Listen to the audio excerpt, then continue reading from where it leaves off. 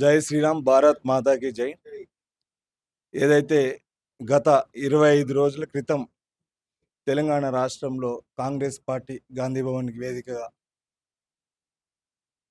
తుంగతుర్తి నియోజకవర్గ ఎమ్మెల్యే సామేల్ ఏదైతే చేసిన వ్యాఖ్యలు ఏదైతుందో యావత్ తెలంగాణ కాకుండా తెలుగు రాష్ట్రాలు హిందువులు, ముఖ్యంగా అన్ని రాజకీయ పార్టీలలో ఉండే హిందువులు కూడా సిగ్గుపడేలాగా ఆయన మాట్లాడే తీరు ఏదైతుందో అది ఆ విషయం పైన మేము ఖండించడం జరిగింది.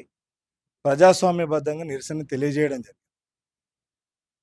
బాధాకరమైన విషయం ఏంటంటే ప్రజాస్వామ్యం దేశంలో ఏదైతే రాజ్యాంగం అనుగుణంగా మేము నిరసన తెలియజేయడం జరిగింది.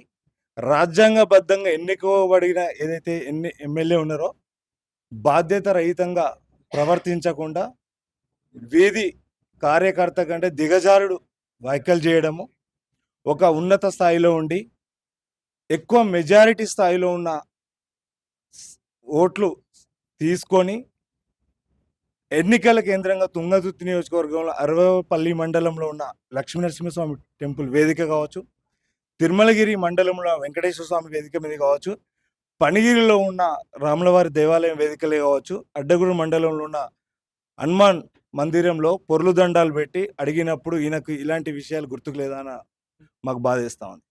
ఏదైతే మా ఓట్లతో గెలిచి మా సంస్కృతి సాంప్రదాయాల మీద దాడి చేయడమే తప్పు, బహిరంగ క్షమాపణ చేయాలని 3-4 రోజులు వేచి చూడడం జరిగింది. క్షమాపణ చెప్పకుండా ఆయన చేసిన వ్యాఖ్యల్ని ఇంకా సమర్థించుకోవడం అనేది మరో బాధాకరమైన విషయం. రాజ్యాంగబద్ధంగా డాక్టర్ బిఆర్ అంబేద్కర్ గారు ఏదైతే రాజ్యాంగం అందరికీ సమాన హక్కు ఇచ్చారు, ఏ మతాన్ని ఏ కులాన్ని ఎవడు కించపరిచినా అంతే చట్టం వర్తిస్తున్న విషయాన్ని మర్చిపోయి బాధ్యత రహితంగా ప్రవర్తించకుండా యావత్ తెలుగు రాష్ట్రాల్లో హిందువులు తలదించుకునే విధంగా మాట్లాడము, అది కాంగ్రెస్ పార్టీ నైతిక బాధ్యత వహించకుండా బహిరంగ క్షమాపణ చెప్పించకుండా దాన్ని సమర్థించడం మేము ఖండిస్తూ ఉన్నాం, బాధపడతా ఉన్నాం. అదేవిధంగా కాంగ్రెస్ పార్టీ అధికారంలోకి వచ్చినాక గత 2.5 సంవత్సరాల నుంచి వరుసగా దేవాలయాల మీద గాన హిందూ దేవి దేవతల పైన వరుస దాడులని ఈ కాంగ్రెస్ పార్టీ ప్రోత్సహించడం మరో బాధాకరమైన విషయం. తుంగతుర్తి ఎమ్మెల్యే మందుల సామీల్ ఏదైతే ఉందో బహిరంగంగా సిట్టింగ్ జడ్జితో విచారణ చేయాల్సిన అవసరం ఉంది. ఎందుకంటే ఆయన ఒక నకిలీ దళితుడు. ఆయన పేరే సామ్యేలు. రెండో విషయము ధర్మారం గ్రామం చెందిన వాడు. ఆ ఊర్లో 80 నుంచి 90% క్రైస్తవులు ఉన్నారు. ఆ క్రైస్తవ వాళ్ళకు చాలాసార్లు ఆయన డెవలప్మెంట్ ఫండ్స్ ఇచ్చాడు. ఆ చర్చికి పోయిన విషయాలు అందరికీ చుట్టుపక్కల గ్రామాలను అడిగిన ఎవరైనా చెప్తారు. వాళ్ళ కొడుకు పెళ్ళిళ్ళు కూడా క్రైస్తవ సాంప్రదాయపరంగా చేశారు.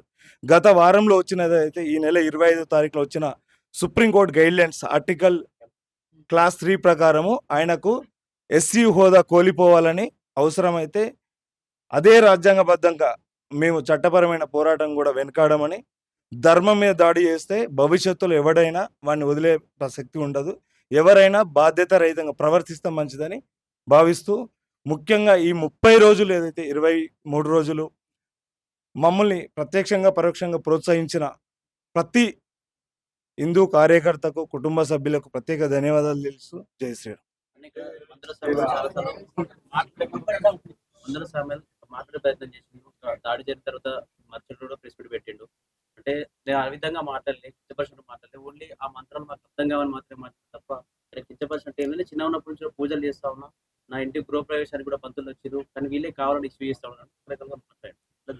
అంటే ఏదైతే ఈ సెక్యులరిజం ముసుగులో ఏదైతే మాట్లాడిన మాటలు మనం ఎవరు కూడా అక్సెప్ట్ చేసే పరిస్థితులేము. ముఖ్యంగా మందుల సామ్యాలు 3 రోజులలో కూడా ఏ రోజు కూడా బహిరంగ క్షమాపణ చెప్పలేదు. ఇది మీకు వర్తించదు అని మాట్లాడిండు. అదే విధంగా మేము కూడా ప్రశ్నిస్తే క్రైస్తవ ఏదైతే చర్చిలలో వాళ్ళు చేసే ప్రార్థనలు మాకు కూడా అర్థం కావట్లేదు. సండే ఆదివారం చెవులు మోగిపోతున్నాయి. మేము కూడా ఎవరిని కించపరచట్లే. అదేవిధంగా మసీదులలో మోగే భాష కూడా మాకు అర్థమవుతలే. ఈ మందుల సామ్యాలకు దమ్ము ధైర్యం ఉంటే వాళ్ళని కూడా అడగాలి, మీ మంత్రాలు మీ పూజా విధానం మాకు అర్థం కావట్లేదని. అర్థం కాకపోతే నేర్చుకోవాలా. మరి ఆ దేవాలయాలకు పోయి పొర్లు దండాలు పెట్టి బ్రాహ్మణులతోటి ఆశీర్వాదం తీసుకున్నప్పుడు అప్పుడు ఎక్కడ పోయింది సోయి అంటున్నా. అయితే ఆయనకు దమ్ము ధైర్యం ఉంటే ఈ రోజు కూడా అదే రాజ్యాంగాన్ని గౌరవించి అంబేద్కర్ రాజ్యాంగాన్ని అడ్డు పెట్టుకొని అధికారంలో వచ్చిన మందే సామ్యాలకి ఓపెన్ గా మళ్ళీ సవాల్ ఇస్తుతా ఉన్నాము. బహిరంగంగా క్రైస్తవ మతాన్ని స్వీకరిస్తూ బీసీలకు మారి రాజ్యాంగబద్ధంగా ఎన్నికలో గెలిచి గౌరవంగా చెప్పుకోమంటున్నా. అంటే పదవి కోసము మా హిందుత్వాన్ని అడ్డు పెట్టుకుంటున్నాడు కదా. ఒరిజినల్ మా దళిత సోదరులకు అన్యాయం జరుగుతుంది. యావత్ దళితులు కూడా ఇట్లాంటి విషయాన్ని ప్రశ్నించాల్సిందిగా నేను విజ్ఞప్తి చేస్తాను. మాకు ఇప్పుడే తెలియదు, ఇప్పుడు వచ్చినాము. కండిషనల్ బెయిల్ ఉన్నట్టుంది, చూసుకుంటాం. ఒక ఎమ్మెల్యే పైన దాడి చేయడం కరెక్ట్ కదా. దీనికి ఖచ్చితంగా బండి సంజయ్ నడిపిస్తా ఉన్నారు, అందరూ రెచ్చిపోతా ఉన్నారు, రెచ్చగొడతా ఉన్నారు అని కూడా కాంగ్రెస్ పార్టీ నాయకులు చాలా మంది మాట్లాడారు జైలుకి వెళ్ళిన తర్వాత. అంటే ఎవరు రెచ్చగొట్టి తెచ్చిపోయారు, లేకపోతే మీరు? ఇది మా ప్రాంతంలో ఉన్న ఏరియా. మందుల సామీలు మాట్లాడే విషయం పైన మేము స్పందించాం. మమ్మల్ని ఎవరిని ప్రోత్సహించాల్సిన అవసరం లేదు. మొదటగా కాంగ్రెస్ నాయకులు కూడా హెచ్చరిస్తున్నాం మేము.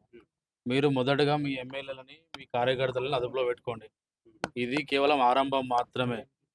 కాంగ్రెస్ ప్రభుత్వం వచ్చినప్పటి నుంచి మన తెలంగాణ రాష్ట్రంలో ఇంతకుముందుకున్న బీఆర్ఎస్ గవర్నమెంట్ కానీ, ఇప్పుడున్న కాంగ్రెస్ గవర్నమెంట్ కానీ ఇదే విధంగా ముత్యాలమ్మ గుడి అయితే కానీ, ప్రతాప్ సింగరన్న గుడి అయితే కానీ, చెంగిచెర్ల ఇష్యూ కానీ, ఇట్లా నువ్వు రాష్ట్రంలో చూసుకుంటే దేశంలో ఎక్కడ లేని విధంగా తెలంగాణ రాష్ట్రంలో హిందువులపైన దాడులు జరుగుతున్నాయి. నువ్వు ఒక ఎమ్మెల్యే అయి ఉండి నీకు ప్రజలు అంత మెజార్టీతో గెలిపిస్తే నువ్వు మతాల మీద మాట్లాడాల్సిన అవసరం ఏముంది? నీకు తెలియదా? కాంగ్రెస్ ప్రభుత్వం ఏం చేస్తుంది? పోలీస్ డిపార్ట్మెంట్ ఏం చేస్తుంది? ఇలా దొంగలకు, లూటిదారులకు అందరికీ కాపలా కాస్తారు. ఇలా మేమేం దొంగతనం చేసి లంచాలు తీసుకొని పోలేదు, మేము జైలుకి ఇవ్వాలా. హిందుత్వం కోసం పోరాడిపోతున్నాం. ఈరోజు మేము బతికిన హిందుత్వం కోసం బతాం, సచ్చిన హిందుత్వం కోసం చచ్చిపోతాం. చెర్లపల్లి జైలు రిలీజ్ అయితే ఏం అవసరం అండి సిపి గారికి అంతమంది పోలీస్ డిపార్ట్మెంట్కి? మీడియాలను బెదిరించి, కార్యకర్తలను బెదిరించి, అందరినీ లోపల జైలు అరెస్ట్ చేసి ఇలా మమ్మల్ని ఇంటికి పంపిస్తారు. ఏం తప్పు చేసినాం మేము? దమ్ముందా మీకు? హైదరాబాద్లో ఎంతమంది రోహింగ్యాలు, ఎంతమంది గుస్పొట్టిగాలు, ఏం చేస్తుంది పోలీస్ డిపార్ట్మెంట్? చేతులకి మేము వేసుకుందా? లోకల్ సిఐ ఏం చేస్తుండు? ఇక్కడ చూసినాం మనం చెంగిచెర్ల పిట్టల బస్సులో ఏం జరిగింది? ఎన్నిసార్లు దాడి జరిగినాయి? ఎన్ని దేవాలయాల మీద దాడి జరుగుతున్నాయి? ఎన్ని గూడ్లు కొడుతురు? వీటి మీద స్పందించని డిపార్ట్మెంట్ కానీ, కాంగ్రెస్ గవర్నమెంట్ కానీ ఈరోజు హిందుత్వం కోసం పనిచేసే నోటీసులో బలిసి కొట్టుకుంటున్నాడు మందుల సమయంలో. వాని మీద మేము నిరసన చేస్తే మా మీద 24 రోజులు రిమాండ్ చేసి ఎస్సీ ఎస్టీ కేసు పెడతారు. ఎస్సీ ఎస్టీ హోదా ఎట్లొచ్చింది ఆయనకి? ఏ బేసిక్ ఎస్సీ ఎస్టీ కేసు పెట్టరు మీరు? ఆయన ఒక బీసీకి సంబంధించిన క్రిస్టియన్ కన్వర్ట్, బీసీకి సంబంధించిన రాజ్యాంగం చెప్తుంది. అంబేద్కర్ గారిని మీరు గౌరవిస్తారు కదా, మరి మీరు మాట్లాడుతుంది ఏమైంది ఈరోజు? మరి ఇప్పుడు ఏం లేదు, మందుల సమయాలకి మొన్ననే స్టార్ట్ అయింది. ఇప్పటి నుంచి ఆ నియోజకవర్గం పోయి పనిచేస్తాం. భారతీయ జనతా పార్టీ కార్యకర్తలు కూడా అక్కడ కూడా గట్టిగురు, ఇక్కడ కూడా గట్టిగా ఉన్నాం. ఇంకొక ఆయన మాట్లాడుతుంట ట్రాక్ రికార్డ్ ఉంది నాదని చెప్పి, ఒక్కసారి మా ట్రాక్ రికార్డ్ చెక్ చేసుకోమని చెప్తున్నాం మేము. ఇదే కార్యకర్తలు, ఈడున్న కార్యకర్తలు మా పుల్ల శివనగర్ ఆధ్వర్యంలో ఇంతవరకు 4 ఏళ్లలో 3 సార్లు జైలు పోయినాం మేము. కేవలం ధర్మం కోసం పోయినాం, ప్రజా సంక్షేమం కోసం పోయినాం. అదే పోలీస్ డిపార్ట్మెంట్ 317 జీవో ఉద్యోగుల కోసం పోయినాం మేము. మా ట్రాక్ రికార్డ్ చెక్ చేసుకోండి ఒకసారి. ఇప్పటి నుంచే మీరేదో జైలు పెడుతున్నాం, పవన్ రెడ్డి తగ్గుతుండు, కార్యకర్తలు తగ్గుతున్నారు అనుకోకండి. ఇంతకంటే ఎక్కువ పనిచేస్తాం మేము మీడియా సపోర్ట్తోని. వీళ్ళ కాంగ్రెస్ గవర్నమెంట్ ఇలా దొంగ హామీలు ఇచ్చారు, 6 హామీలు అవి తీర్చే వరకు ఫస్ట్ అవి తీర్చామని చెప్పండి. హిందుత్వం జోలికి వస్తే మాత్రం ఎవరు ఊకునే పరిస్థితి లేదు. అంటే ఇక్కడ ఎన్ని గుళ్ళపైన దాడులు జరిగినా, హిందూ సంఘ నాయకులపైన దాడి జరిగిన, పార్టీ కార్యకర్తలపైన దాడి జరిగిన, ఎక్కువగా బీజేపీ వీళ్ళు మాత్రమే ఎక్కువ వీళ్ళు మాత్రమే పనిచేస్తా ఉన్నారు, వాళ్ళు మాత్రమే ఎక్కువ మాట్లాడుతూ ఉన్నారు. హిందూ ప్రజలు ఎందుకు ఏకం కాలేకపోతున్నారు? అలా కావడానికి మీరు ఏం చేయబోతున్నారు? ఏం చేస్తారన్న మరి? హిందూ ప్రజలు బయటకు వస్తే ఇవాళ నా కోసం లేకపోతే మా అందరి కోసము చెల్లపల్లి జైలు కాడ ప్రేమతోనే అందరు కూడా వచ్చారు.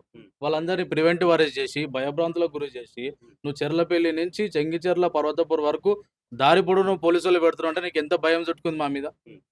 మేము భయపడుతుండొచ్చేమో, మా కార్యకర్తలు భయపడుతుండొచ్చేమో, మేము భయపడే పరిస్థితి లేదు. ఇంతకంటే ఎక్కువ చేస్తాం, మీకు ఛాలెంజ్ చేస్తున్నాం, మీ మీడియా సాక్షి చెప్తున్నాం మేము. ఇప్పుడు ఏం అయ్యేదేం లేదు. పీర్జాదిగూడలో, ప్రతాప్ సింగర్, నారపల్లి, మేడ్చల్ కాన్స్టిట్యున్సీలో చాలా మంది రోహింగ్యాలు వచ్చి ఉంటారు. పోలీస్ డిపార్ట్మెంట్ నేను సవాల్ విసురుతున్నా, కాంగ్రెస్ గవర్నమెంట్ సవాల్ విసురుతున్నా. మీరు వాళ్ళని పంపించే దమ్ము మీకుందా? లేకపోతే ఇదే కార్యకర్తలు మేము వాళ్ళ ఇంట్లో పోయి తీసుకొచ్చి బయటికి పంపించాలి? మీ ద్వారా తెలియజేస్తున్నాం. వాళ్ళని అడిగాను పోలీస్ డిపార్ట్మెంట్. ఇది మాత్రం ఆగదు. ఇది హిందుత్వం జోలికి ఎవరికి వచ్చినా మాత్రం మేము వినే పరిస్థితి లేదు.